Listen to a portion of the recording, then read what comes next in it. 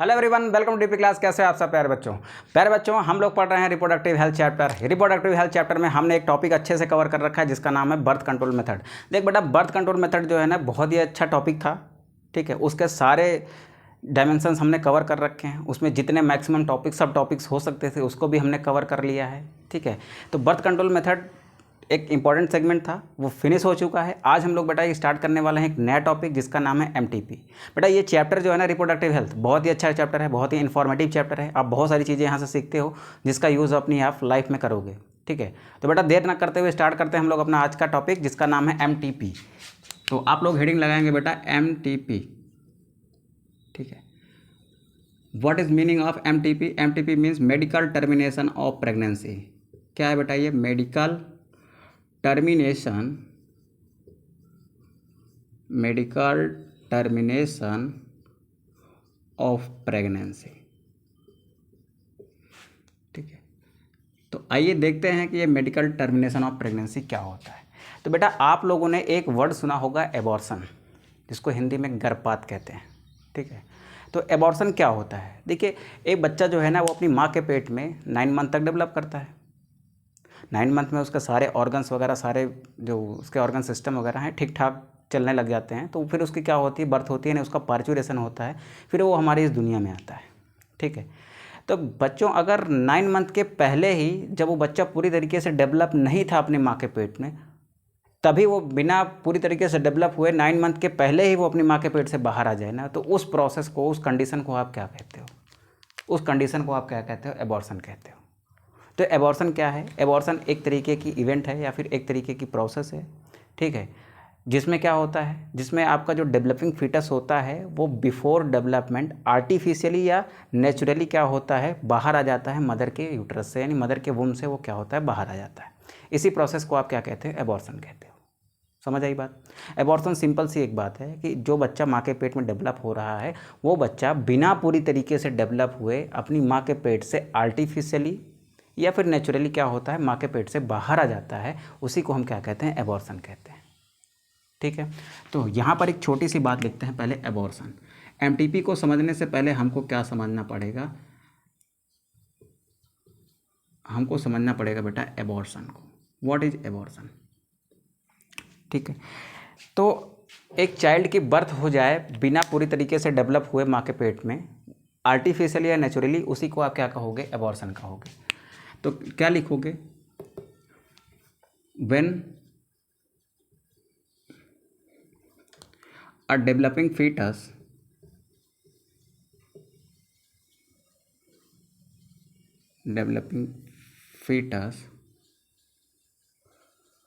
comes out from mother's womb artificially or naturally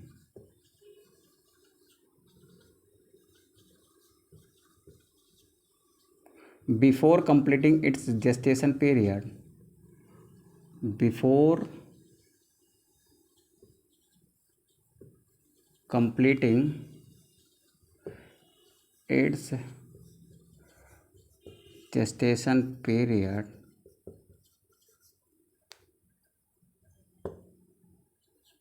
then such condition is called,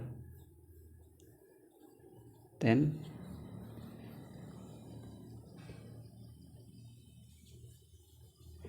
such condition or process is called abortion,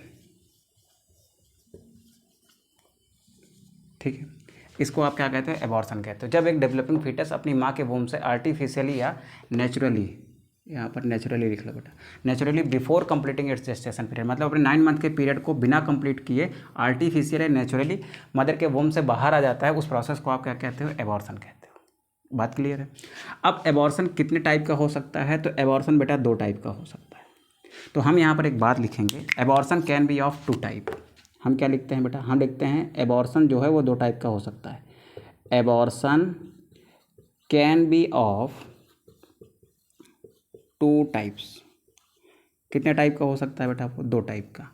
कितने type का हो सकता है? 2 type का। यानी जो एबॉर्शन है वो 2 टाइप का हो सकता है। देखो यहाँ पर मैंने 2 बात लिखी है, या तो ये डेवलपिंग फीटस आर्टिफिशियली बाहर आएगा, या ये डेवलपिंग फीटस नेचुरली बाहर आएगा। तो एबॉर्शन भी कितने टाइप का होगा? 2 ही टाइप का होगा। आर्टिफिशियली बाहर आएगा तो आर्टिफिशियल, नेचुरली बाहर आएगा तो नेचुरल एबॉर्शन।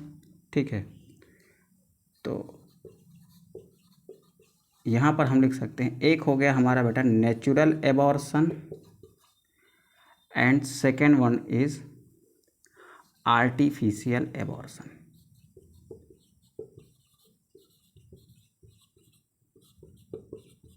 ठीक है, एबॉर्शन का मतलब ही समझ गए हो आप कि कोई बच्चा जो माँ के पेट में डेवलप हो रहा था वो अपना जेस्टेशन पीरियड कंप्लीट किए बिना ही आर्टिफिशियली या नेचुरली बाहर आ गया मदर के वूम से, वो क्या हो गया? आपका एबॉर्शन हो गया। एबॉर्शन कितने टाइप का हो सकता है? 2 टाइप का। नेचुरली बाहर आ गया तो नेचुरल एबॉर्शन, आर्टिफिशियली यानी जानबूझकर बाहर ला गया तो वो क्या है? आपका आर्टिफिशियल एबॉर्शन है। अब बेटा आप लोग हेडिंग लगाएंगे natural abortion. What is natural abortion? तो फर्स्ट ऑफ ऑल हम नेचुरल एबॉर्शन की बात करते हैं और इसकी डिफिनेशन लिखने की कोशिश करते हैं।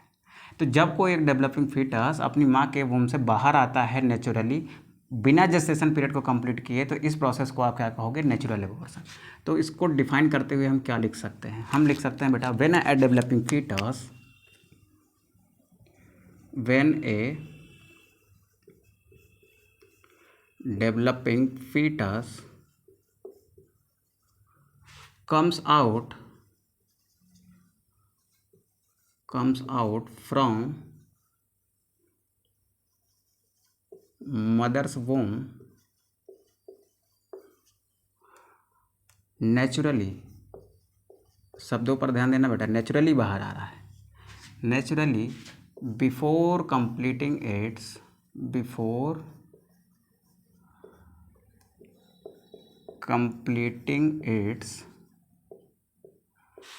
gestation period,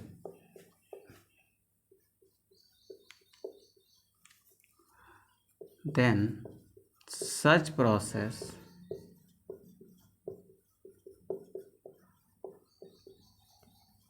is called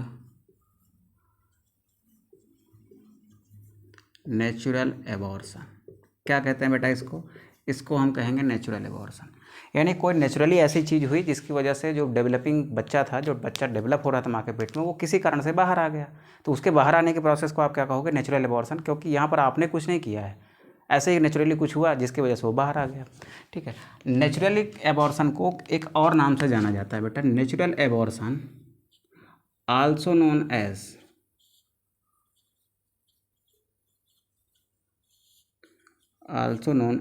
बेटा एक शब्द बहुत फेमस है फीमेल के अंदर, जब कोई एक बेबी ख़राब हो जाता है, यानी कुछ महीने तक वो माँ के पेट में रहा, फिर वो डिस्टर्ब हो गया, तो उसको कहते हैं ना बेटा मिसकैरेज हो गया है। ठीक है, तो मिसकैरेज क्या है बेटा? नेचुरल एबॉर्शन है। It is also known as miscarriage.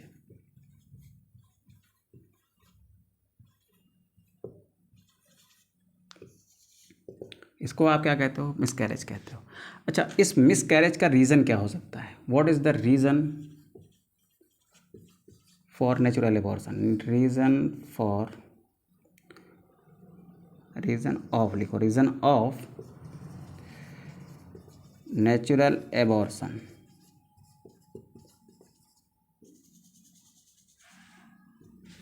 Natural abortion के क्या कारण हो सकते हैं बेटा? तो बेटा देख, इसके 2 इम्पोर्टेंट कारण हो सकते हैं। पहला कारण क्या है? ध्यान से सुनेंगे। पहला कारण क्या है बेटा? पहला कारण है कि ये जो फीमेल है ना, जिसके अंदर ये प्रेगनेंसी कंसीव हुई थी, यानी जिसके अंदर ये प्रेगनेंसी हो रखी थी, उस फीमेल ने बहुत ज़्यादा स्ट्रेस ले लिया। आपको पता है स्ट्रेस कहाँ पर लेगा? वो आदमी दिमाग में ही लेता है। दिमाग का एक छोटा सा पार्ट होता है हाइपोथैलेमस, वहाँ से कुछ हार्मोन्स निकलते हैं, तो जिससे क्या होता है बेटा? हार्मोनल इम्बैलेंस आ जाता है बॉडी में। हार्मोनल इम्बैलेंस, हार्मोन्स का ही सारा खेल है, आपको मालूम है ये। आपने पहले ही पढ़ा है बर्थ कंट्रोल मेथड में, मैंने बहुत सारे हार्मोन्स डिस्कस किए हैं। आपके जो ह्यूमन रिप्रोडक्शन वाला चैप्टर है वहाँ पर भी हमने बहुत सारे हार्मोन्स डिस्कस किए हैं। तो बेटा देख, सारे खेल जो है ना, ये प्रेगनेंसी का सारा खेल जो है ना, बेबी का कंसीव होना, ये सारी चीज़ें जो है ना, ये किसका खेल है? ये सारा खेल हार्मोन्स का है। तो जब हार्मोन से डिस्टर्ब है तो फिर कैसे क्या ही चीज़ें हो सकती हैं। ठीक है, तो बेटा इसका जो मेन रीज़न है ना, वो क्या हो सकता है बेटा? वो मेंटल स्ट्रेस हो सकता है। ठीक है, दूसरा क्या हो सकता है बेटा? दूसरा हो सकता है हार्मोनल इम्बैलेंस। हार्मोन का डिसबैलेंस हुआ जिसकी वजह से प्रेगनेंसी क्या हुई, डिस्टर्ब हो गई, मिसकैरेज हो गया। ठीक है, तो ये पॉसिबल रीजंस थे किसके, ये पॉसिबल रीजंस थे किसके, हमारे नेचुरल एबॉर्शन के। ठीक है, अब हम लोग बात करेंगे बेटा किसके बारे में, अब हम लोग बात करेंगे अपने आर्टिफिशियल एबॉर्शन के बारे में। ये इंपॉर्टेंट टर्म है, आप लोग होने वाले भविष्य के डॉक्टर वगैरह हो, ठीक है, टीचर हो, तो आपको ये सारी चीज़ें समझनी पड़ेंगी। ठीक है, तो आप आइए देखते हैं इसको। फिलहाल आप क्या कर लोगे, फिलहाल आप इसका स्क्रीनशॉट एक अच्छे से लोगे, उसके बाद फिर हम लोग देखेंगे आगे। चल इधर का रफ करता हूँ थोड़ा सा। अब हम लोग बात करेंगे किसके बारे में बेटा, हम लोग बात करेंगे एमटीपी के बारे में, यानी हम लोग बात करेंगे, देखो एबॉर्शन दो टाइप का था, नेचुरल एंड आर्टिफिशियल। अब हम लोग बात करेंगे किसके बेटा, अब हम लोग बात करेंगे आर्टिफिशियल एबॉर्शन के बारे में। तो आप लोग हेडिंग लगाएंगे बेटा आर्टिफिशियल एबॉर्शन। क्या करेंगे बेटा, आर्टिफिशियल एबॉर्शन को आप हेडिंग लगाएंगे। अब सवाल ये है कि आर्टिफिशियल एबॉर्शन होता क्या है, क्या होता है आर्टिफिशियल एबॉर्शन। देखो नेचुरली अगर कोई बेबी डेवलपिंग फीटस अगर बाहर आ जाता है तो वो तो नेचुरल है, आर्टिफिशियली जानबूझकर उसको बाहर लाया जाता है तो वो क्या है बेटा, वो आर्टिफिशियल एबॉर्शन है। तो क्या लिखोगे आप इसकी definition, when a developing foetus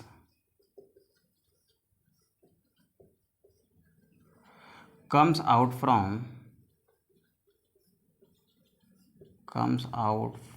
from mother's womb artificially before completing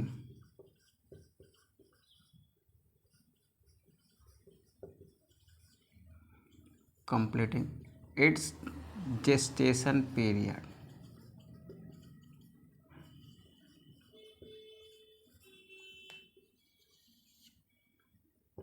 then such process is called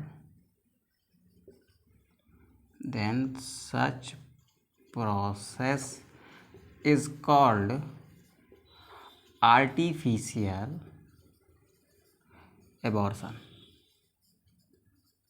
ठीक है बेटा, ये हो गई आर्टिफिशियल एबॉर्शन की बात। अब चलते हैं थोड़ा सा आगे। आर्टिफिशियल एबॉर्शन को क्या कहा जाता है, also known as artificial abortion, also known as artificial abortion को दो और नामों से जाने जाते हैं। ठीक है, आर्टिफिशियल एबॉर्शन को दो और नामों से जाना जाता है, उनमें से एक नाम है बेटा इंड्यूस्ड एबॉर्शन। क्या कहते हैं इसको, इसको कहेंगे इंड्यूस्ड एबॉर्शन। क्या कहते हो इसको आप, इंड्यूस्ड एबॉर्शन कहते हो। और क्या कहते हो बेटा, और इसको कहा जाता है बेटा मेडिकल टर्मिनेशन ऑफ प्रेगनेंसी।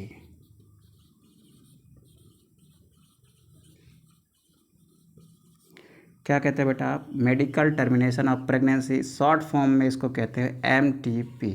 तो अब समझ में आया बच्चों क्या है एमटीपी, क्या है, एक तरीके का आर्टिफिशियल एबॉर्शन है, यानी आर्टिफिशियल एबॉर्शन को ही आप एक और नाम से जानते हो एमटीपी के नाम से।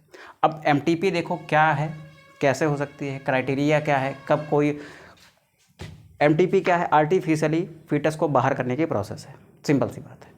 अब वो आर्टिफिशियली फीटस को बाहर कब किया जा सकता है, क्या ऐसे क्राइटेरिया हैं, क्या रूल्स और रेगुलेशंस हैं, किन कंडीशंस में आप डेवलपिंग फीटस को मदर के वूम से बाहर कर सकते हो, वो हमको सीखना है। ठीक है, तो एमटीपी पहली बात तो लीगल बात है कि नहीं बात है, पहले ये देखते हैं। लीगल मतलब क्या, गैर कानूनी है, यानी कानून के हिसाब से क्या गलत तो नहीं है, पहले इसको देखते हैं। तो इधर का बेटा उम्मीद करते हैं आपने लिख लिया होगा, तो यहाँ का सीन मैं रफ करता हूँ। अब चलता हूँ मैं आगे। ठीक है बच्चों, पढ़ने का टाइम है बेटा, एंजॉय कीजिए अपनी पढ़ाई को, चीज़ें पढ़ाई से ही बदलनी है, तो उस पर ध्यान दीजिए। आप यहाँ पर एक छोटी सी बात लिखेंगे। पहली बात तो मैं ये कह रहा हूँ कि एमटीपी क्या लीगल है या नहीं है अकॉर्डिंग टू योर गवर्नमेंट। तो गवर्नमेंट के लॉज के हिसाब से क्या एमटीपी लीगल है या नहीं है, तो आंसर है बिल्कुल लीगल है। 1971 में गवर्नमेंट ऑफ इंडिया ने क्या किया, एमटीपी को लीगलाइज किया। तो पहली बात लिखते हैं इन 1971 गवर्नमेंट ऑफ इंडिया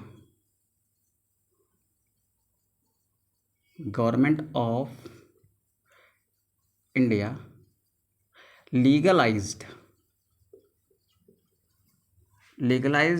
एमटीपी, यानी गवर्नमेंट ऑफ इंडिया ने क्या किया, एमटीपी को लीगलाइज्ड किया, लेकिन उसने कुछ क्राइटेरिया बताए। क्राइटेरिया का मतलब है कि किन कंडीशन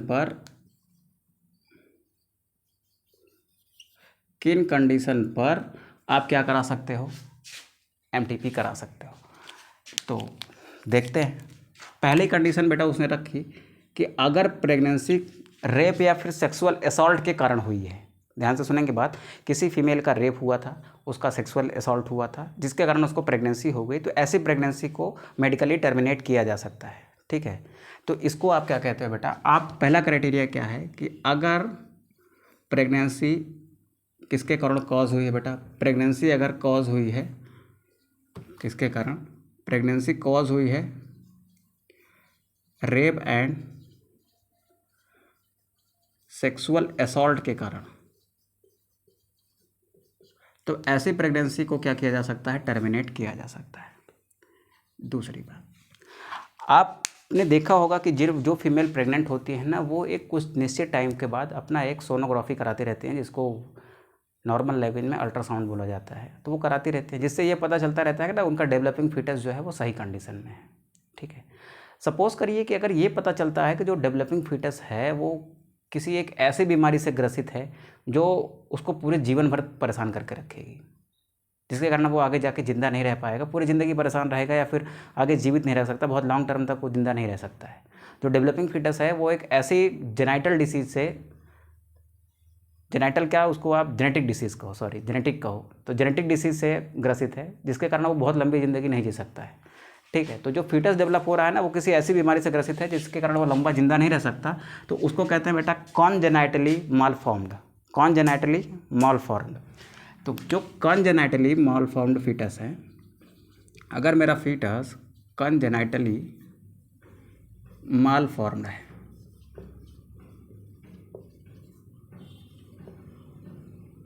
तो उसको क्या किया जाता है बेटा, बाहर किया जा सकता है। यानी ये ऐसा फीटस है जो ऐसी बीमारी से ग्रसित है जो बहुत लंबी ज़िंदगी नहीं जी सकता। फिर तीसरी बात, मान लो किसी फीमेल ने कोई कंट्रासेप्टिव डिवाइस यूज़ कर रखी है, जैसे मान लीजिए उसने अपने अंदर कॉपर टी लगवा रखी है, कॉपर टी लगवाने के बावजूद अगर उसको प्रेगनेंसी हो गई, तो ये तो फिर कॉपर टी का फेलियर हुआ ना, यानी कंट्रासेप्टिव डिवाइस फेल हो गई। बात समझ आ रही है। मान लीजिए कोई फीमेल है, वो फीमेल ने कॉपर टी लगवा रखी थी प्रेगनेंसी ना होने के लिए, वो चाहती थी कि मुझे प्रेगनेंसी ना हो। ठीक है, उसके अपने जो मेल पार्टनर के साथ बराबर उसके सेक्सुअल इंटरकोर्स चल रहे थे, लेकिन क्या हुआ कि कॉपर टी लगवाने के साथ साथ उसको क्या हो गई, प्रेगनेंसी हो गई। तो इसका तो साफ साफ मतलब है ना कि कॉपर टी ने ढंग से काम नहीं किया, जिसकी वजह से ही प्रेगनेंसी हुई। तो यह क्या है बेटा, ये कॉन्ट्रासेप्टिव फेलियर है। ठीक है, तो कॉन्ट्रासेप्टिव फेलियर्स के केस में जो प्रेगनेंसी हुई ना, कि मेरा जब कॉपर टी फेल हो गई, जो प्रेगनेंसी हुई, इस प्रेगनेंसी को बाहर कर सकते हैं, क्योंकि मेरे पास कंडीशन है कि मेरा कॉन्ट्रासेप्टिव डिवाइस मैंने लगवाया था, वो फेल हो गया। ठीक है, तो कॉन्ट्रासेप्टिव डिवाइस के फेलियर पर भी क्या कर सकते हो आप, एमटीपी करवा सकते हो। तो यहाँ पर क्या लिखता हूँ बेटा मैं, कॉन्ट्रासेप्टिव फेलियर पर भी क्या करा सकते हो आप, कॉन्ट्रासेप्टिव फेलियर पर भी आप क्या करा सकते हो, आप एमटीपी करा सकते हो।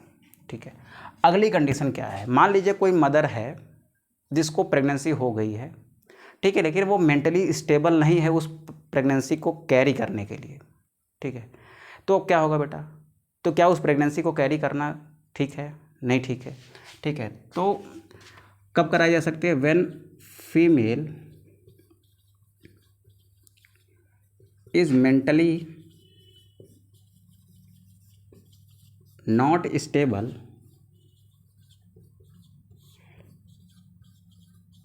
to carry out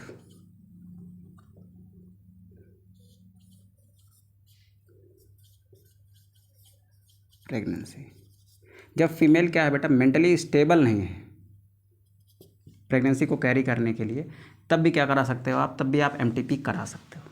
फिर आते हैं बेटा हम लोग आखिरी बात में, आखिरी वो कौन सी कंडीशन है, मान लीजिए किसी फीमेल को प्रेगनेंसी है, मान लीजिए आप किसी फीमेल को प्रेगनेंसी है, उस प्रेगनेंसी की वजह से ये डॉक्टर ने कह दिया कि यार ये बच्चा जब पैदा होगा ना, तो या तो ये बच्चा बचेगा या तो इसकी माँ बचेगी। जब ये फुली डेवलप हो जाएगा और पैदा होगा ना, तो माँ और बच्चे में से कोई एक ही बचेगा।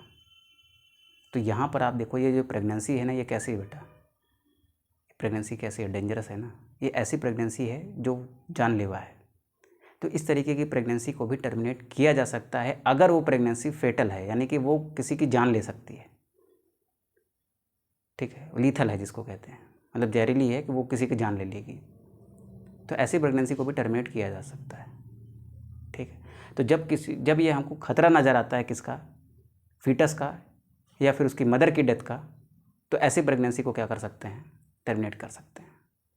या फिर डॉक्टर ने आपको बोल दिया कि ठीक है, आपके पेट में जो बच्चा पल रहा है ये डेवलप जब हो जाएगा पूरी तरीके से, तो इसकी बर्थ कायदे से नहीं हो सकती, ये मर जाएगा। ठीक है, इसके अंदर कुछ ऐसी चीज़ें हैं, कुछ ऐसी प्रॉब्लम्स हैं जिसके कारण ये सर्वाइव नहीं कर पाएगा, मर जाएगा। तो क्या ऐसी प्रेगनेंसी को कैरी करना ठीक है बेटा? नहीं ठीक है ना। ऐसी प्रेगनेंसी को तो टर्मिनेट ही करना ठीक है। तो इस कंडीशन में प्रेगनेंसी को टर्मिनेट किया जा सकता है, यानी एमटीपी कराई जा सकती है। ठीक है, पांचवी कंडीशन क्या है, when there is a danger for mother and fetus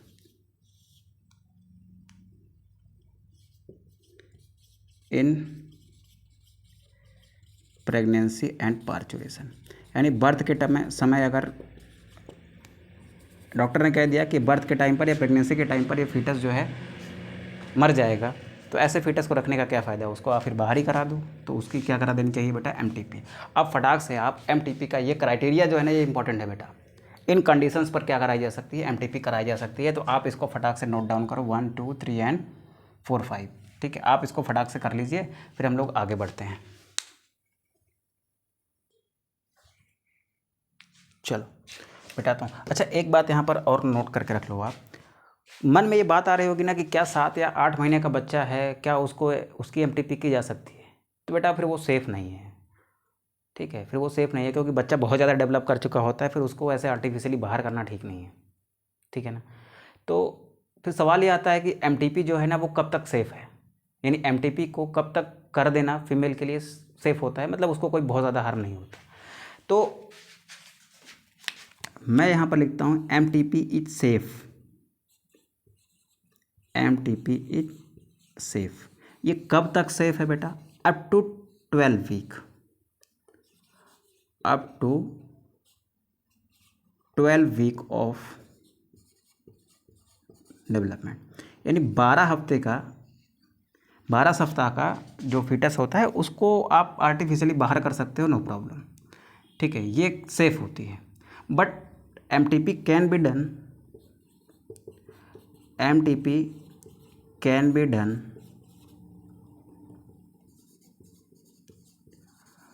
up to 20 week. MTP को 20 वीक तक आप कर सकते हो। 20 वीक का मतलब 5 महीने, एक महीने में 4 वीक होते हैं, तो उसके हिसाब से आप देखोगे तो 5 महीने। 3 में करना सेफ़ है, 3 महीने में आपने अबॉर्शन करा दिया, वो सेफ़ है। और अगर 5 महीने की प्रेगनेंसी है तो करा सकते हो आप, बट उससे ऊपर जाओगे ना फिर आप, तब डेंजर है बेटा, तब फिर डेंजर है उस मदर के लिए भी। ठीक है, जिसके अंदर ये सारी चीज़ें आप करने जाओगे। ठीक है, तो आप इसको नोट कर लो, फिर हम लोग आगे बढ़ते हैं। फिर हम लोग देखते हैं कि बेटा एमटीपी जो होती है ना, वो की कैसे जाती है। ठीक है, तो चलो अब करता हूँ मैं इसको।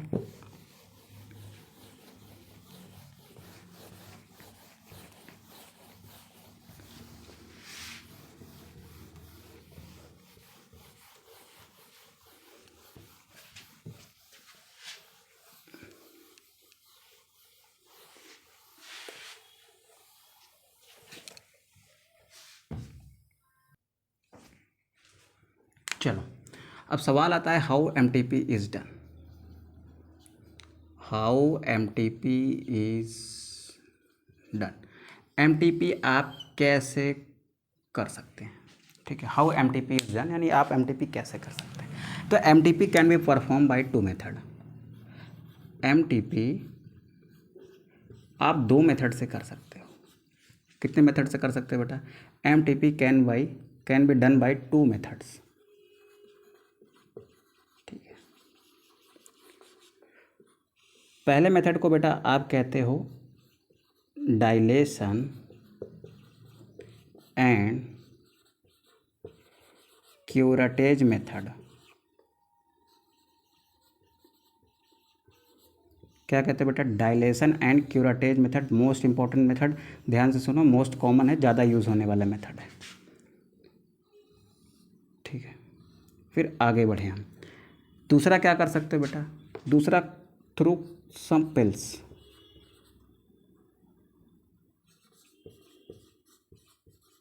थ्रू सम पिल्स, यानी आप कुछ दवाओं को लो ओरली, आप खा लो उनको, फिर उससे क्या हो सकता है, आपका जो प्रेगनेंसी है वो मेडिकली टर्मिनेट हो सकती है।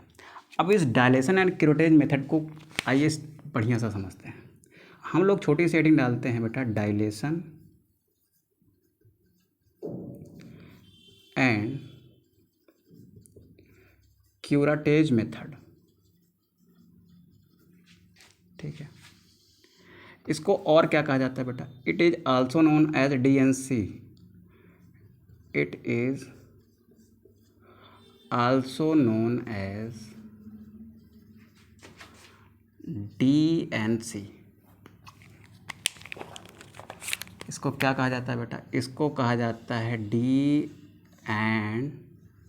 Dilation and curettage method. ठीक है, देखो होता क्या है, मान लीजिए ये एक फीमेल का रिप्रोडक्टिव ट्रैक्ट है। ठीक है,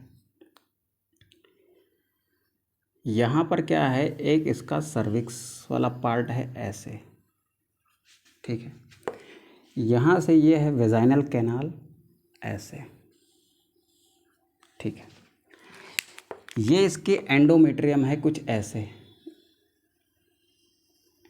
ये क्या है, इसकी कुछ एंडोमेट्रियम है ऐसे। ठीक है, ये जो आपको वायलेट कलर का पार्ट दिख रहा है ना, ये क्या है, इसकी एंडोमेट्रियम है, और इसके एंडोमेट्रियम में क्या डेवलप हो रहा है, यहाँ पर एक फीटस डेवलप हो रहा है।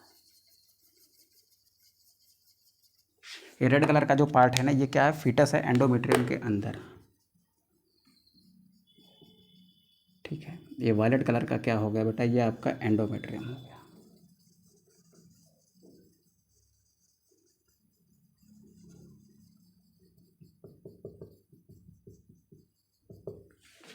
ठीक है, अब देखो इसमें करते क्या है, इसमें स्टेप 1 में क्या करते हैं, फर्स्ट स्टेप में क्या करेंगे, फर्स्ट स्टेप में बेटा ये जो सर्विक्स वाला पार्ट है ना, ये वाला पार्ट, सर्विक्स वाले पार्ट को डायलेट किया जाता है। डायलेट मतलब इसको यहाँ से ढीला किया जाएगा ताकि ये वाला पोर्शन यहाँ से बाहर आ सके। ऐसे में देखो ये डेवलपिंग फीटस, ये क्या है आपका, this one is your developing fetus. तो ऐसे में क्या है, ये डेवलपिंग फीटस इस रास्ते से बेटा बाहर आ सकता है, नहीं आ सकता। तो इसको बाहर लाने के लिए मुझे क्या करना पड़ेगा, मुझे इस सर्विक्स को डायलेट करना पड़ेगा। डायलेट करने का मतलब है कि इसमें इतना पैसेज बनाना पड़ेगा कि ये बाहर आ जाए। ठीक है, इसको फ्लेक्सिबल करना पड़ेगा। तो फर्स्ट स्टेप में क्या करते हैं बेटा, सर्विक्स को डायलेट करते हैं। तो ये डायलेशन का मतलब यहाँ पर क्या है, पहले स्टेप में क्या किया जाता है, सर्विक्स को डायलेट किया जाता है। तो cervix of female is dilated, female के सर्विक्स को क्या किया जाता है, डायलेट किया जाता है। फिर चलते हैं बेटा कहाँ पर, सेकेंड स्टेप में, स्टेप 2 में एक स्पून की तरह ऐसे एक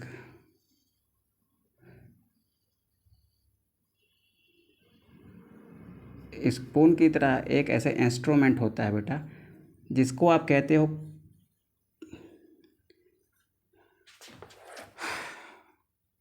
क्यूरेट। क्या कहोगे उसको, क्यूरेट। ठीक, स्पून की जैसी स्ट्रक्चर है, इसको क्या कहते हो, क्यूरेट। क्यूरेट के माध्यम से इस एंडोमेट्रियम को, देखो सपोज करो कि ये एक क्यूरेट है, इसको मैं ऐसे अंदर डाला, इसको क्या कर दिया, ऐसे यहाँ से स्क्रैप कर दिया। इसको स्क्रैप करने का मतलब खुरच खुरच के इसको क्या कर दिया, मैंने इसे बाहर कर दिया। तो इस क्यूरेट की मदद से, क्यूरेट क्या होता है, इंस्ट्रूमेंट होता है। ये क्यूरेट है, मान लो इसको मैं इधर सर्विक्स से अंदर डाला, ठीक है, ग्लव्स वब्स पहना, मान लो मैं एक लेडी डॉक्टर हूँ, मैंने क्या किया, इसमें डाला ऐसे, उसके बाद इसको क्या किया, यहाँ से इस क्यूरेट की मदद से इसको स्क्रैप कर लिया। स्क्रैप करके मतलब खुरच के क्या कर लिया, इसको बाहर कर दिया, स्क्रैप्ड आउट। तो इसको मैं क्या करता हूँ बेटा, यहाँ से इसको मैं ऐसे करके, ऐसे ऐसे करके क्या करता हूँ, इसको मैं ऐसे ऐसे करके बाहर कर लेता हूँ। ठीक है, तो बाहर जब इसको मैं ऐसे ऐसे करके इस क्यूरेट की मदद से बाहर करूँगा बेटा, तो इसके फ्रेगमेंट्स यहाँ पर टूट जाएंगे कि नहीं टूट जाएंगे, टूट जाएंगे ना। एंडोमेट्रियम ऐसे है, देखो ऐसे मैं इसको क्या कर रहा हूँ, ऐसे ऐसे खुरच रहा हूँ। जब मैं ऐसे ऐसे खुरचूंगा बेटा, तो ये जो आपका एंडोमेट्रियम है इसके बहुत सारे छोटे छोटे टुकड़े हो जाएंगे कि नहीं हो जाएंगे, टुकड़े होकर वहीं छूट जाएंगे। और एक जो मेन पार्ट होगा ना, वो ऐसे करते खुरचते खुरचते जो हैवियर पार्ट होगा वो कहाँ आ जाएगा, बाहर आ जाएगा। तो इसको क्या करते हैं बेटा, इस क्यूरेट की मदद से स्क्रैप आउट, यानी इस एंडोमेट्रियम को स्क्रैप आउट कर दिया जाता है, यानी बाहर निकाल दिया जाता है किसकी मदद से, क्यूरेट की मदद से। तो दूसरे स्टेप में क्या होता है, endometrium of female is scraped out by using curate. Curate को यूज़ करने के बाद ये क्या होती है बेटा, आपके एंडोमेट्रियम बाहर आ जाती है। फिर स्टेप थर्ड में क्या करते हैं, what will done in step 3। जो इसके छोटे छोटे टुकड़े यहाँ पर टूट गए होंगे, जब आप इसको ऐसे स्क्रैप कर रहे होंगे तो यहाँ से छोटे छोटे टुकड़े टूट गए होंगे ना, तो हम ये लिख सकते हैं बेटा स्क्रैप्ड पीसेस, यानी जो यहाँ पर स्मॉल पीसेस होंगे, यहाँ पर जो स्मॉल पीसेस पड़े होंगे ना, उसको क्या किया जाता है, यहाँ से एक वैक्यूम पंप ऐसे डाली जाती है, उस वैक्यूम पंप से उसको क्या किया जाता है, सक कर लिया जाता है। तो स्मॉल ब्रोकन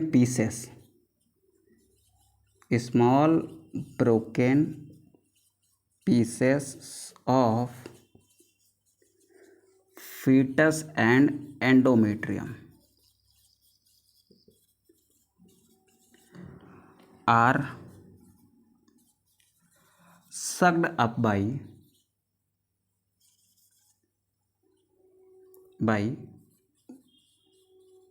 वैक्यूम पंप।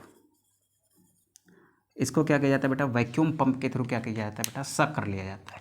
इसी मेथड को आप क्या कहते हो, DNC मेथड कहते हो। ठीक है, तो ये DNC मेथड क्या होता है, इसको आप शॉर्ट में क्या कहते हैं, इसको आप शॉर्ट में DNC मेथड कहेंगे। क्या कहेंगे बेटा, DNC मेथड कहेंगे। क्या कहते हैं, DNC मेथड, यानी कि डायलेशन एंड क्यूराटेज मेथड। ठीक है, यहाँ तक बात क्लियर है बेटा, यहाँ तक बात क्लियर है तो इसका स्क्रीनशॉट करो, फिर हम लोग आगे चलते हैं। चलो अब इसको मैं रफ करता हूँ। अब मैं बात करता हूँ इसकी कि पिल्स के थ्रू कैसे की जा सकती है MTP।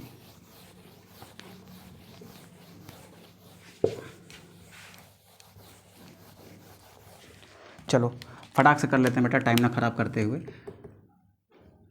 MTP बाय यूजिंग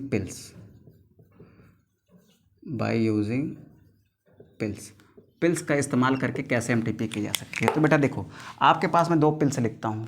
कितनी पिल्स लिखता हूँ मैं, 2 पिल्स लिखता हूँ। एक तो लिखता हूँ मैं बेटा मिफप्रिस्टोन, जिसको आप इमरजेंसी कॉन्ट्रासेप्टिव के रूप में आप पढ़ चुके हो बर्थ कंट्रोल मेथड में। तो आप क्या लेते हो, मिफप्रिस्टोन लेते हो, जिसको RU486 भी कहा जाता है। ठीक है, इसके साथ साथ में आप जो है वो मीज़ोप्रेस्टॉल भी ले सकते हो, मीज़ोप्रेस्टॉल। ठीक है, इन दोनों में क्या होता है बेटा, इन दोनों को लेने के बाद ना प्रोजेस्टेरॉन बाइंडिंग ब्लॉक हो जाती है। Progesterone binding is blocked.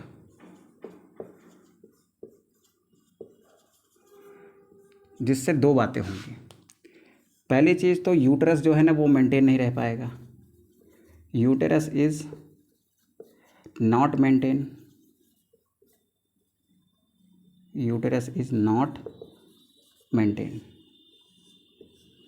ठीक। और यूटरस की क्या बेटा, यूटरस की एंडोमेट्रियम मेंटेन नहीं हो पाती। दूसरा क्या बात होती है बेटा, यूटरस की वॉल जो होती है ना, उसमें बहुत स्ट्रॉन्ग जो है कॉन्ट्रैक्शन होता है। अगर उसमें स्ट्रॉन्ग कॉन्ट्रैक्शन होगा तो उसके अंदर जो कुछ भी होगा ना वो कहाँ आ जाएगा बेटा, वो बाहर आ जाएगा। तो हम क्या लिखते हैं बेटा यहाँ पर, दूसरा क्या होता है, स्ट्रॉन्ग कॉन्ट्रैक्शन इन यूटेराइन मसल, या फिर यूटेरस मसल लिख लो, समझने में आसानी होगी। ठीक है, इससे क्या होगा बेटा, फीटस कम्स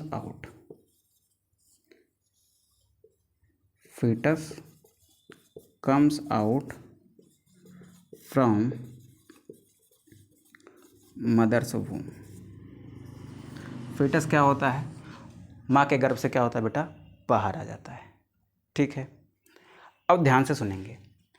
ये तो हो गई बेटा किसकी बात हमारी? ये हो गई हमारी एमटीपी की बात। अब भारत सरकार ने एमटीपी को लेकर क्या किया? देखो बहुत सारे लोगों ने ना एमटीपी का गलत इस्तेमाल करने लग किया। एमटीपी का मतलब वो क्या करते थे, अपने बच्चे का जो लिंग होता था, यानी जो उसका सेक्स होता था, वो पहले से ही आप किसी न किसी प्रोसेस से आप जान लेते थे, जैसे अमीनो सिंथेसिस वगैरह करा के जान लेते थे। उनको लगता था कि नहीं ये फीमेल है, तो फिर उसको क्या करते थे बेटा? एबॉर्ट करा देते थे। इससे क्या होता था ना कि जो फीमेल फिटिसाइड के केस थे ना वो बहुत बढ़ गए थे। इसको कन्या भ्रूण हत्या कहते हो आप। ये केस बहुत बढ़ गए थे, ठीक है, जिसके कारण सेक्स रेशियो भी गिर रहा था। तो भारत सरकार ने ना बहुत रेगुलेशंस लगाए, और फिर इसी क्रम में ना उसने क्या किया, 2017 में जो ये एमटीपी के लिए उसने कानून बनाया था ना, उसको क्या किया बेटा? अमेंड किया। अमेंड करने का मतलब उसको संशोधित किया, उसको थोड़ा सा चेंज किया। ठीक है, तो यहाँ पर मैं लिखता हूँ amendment, MTP amendment act, MTP amendment act 2017। MTP amendment act आया कहाँ पर बेटा? 2017 में। एमटीपी अमेंडमेंट एक्ट ने क्या कहा आपको? एमटीपी अमेंडमेंट एक्ट ने कहा कि छोटी सी दो बातें कही उसमें। अगर आप एमटीपी कराना चाहते हैं विद इन 12 वीक, यानी जिस फीटस की आप एमटीपी करा रहे हैं, अगर वो फीटस 12 वीक का है, ठीक है, तो आपको एक रजिस्टर्ड डॉक्टर की, रजिस्टर्ड मेडिकल प्रैक्टिशनर की परमिशन चाहिए। यानी आप का फीटस जो है वो 12 वीक का है, आप उसकी एमटीपी कराना चाहते हो, तो आपको क्या लेनी पड़ेगी बेटा? एक रजिस्टर्ड मेडिकल प्रैक्टिशनर से या डॉक्टर से क्या कर लेनी पड़ेगी? आपको परमिशन लेनी पड़ेगी, उसके बाद फिर आप वो करा सकते हो। क्योंकि आपने देखा है ना कि 12 मंथ तक की जो एमटीपी होती है ना बेटा, वो सेफ़ होती है। करा तो आप 20 वीक तक भी सकते हो, लेकिन वो 12 मंथ वाली क्या होती है, 12 वीक वाली जो होती है ना, वो क्या होती है आपकी? सेफ़ होती है। ठीक है, तो 20 वीक तक आप करा सकते हो, बट सेफ़ कौन सी है? सेफ़ है आपकी 12 वाली। अब आगे देखते हैं। अब इसमें बेटा पहली कंडीशन तो ये थी। दूसरी कंडीशन थी कि अगर आप एमटीपी कराना चाहते हैं, क्या कराना चाहते हैं आप? एमटीपी कराना चाहते हैं, और आपका जो फीटस है बेटा, यानी जो आपका फीटस है वो आफ्टर, वो क्या है बेटा? मोर देन 12 वीक है, मतलब 12 वीक से क्या हो गया है? ज़्यादा हो गया है। मोर देन 12 वीक है एंड लेस देन 24 वीक है। बात को ध्यान से सुनिए। मोर देन 12 वीक है और लेस देन क्या है बेटा? 24 वीक है। तब अगर आप उसको एमटीपी कराना चाहते हैं ना, तो आपको क्या चाहिए बेटा? आपको दो रजिस्टर्ड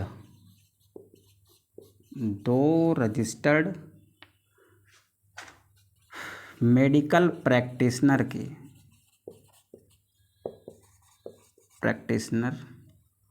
क्या चाहिए बेटा? परमिशन चाहिए। ठीक है, तो दो बातें हैं।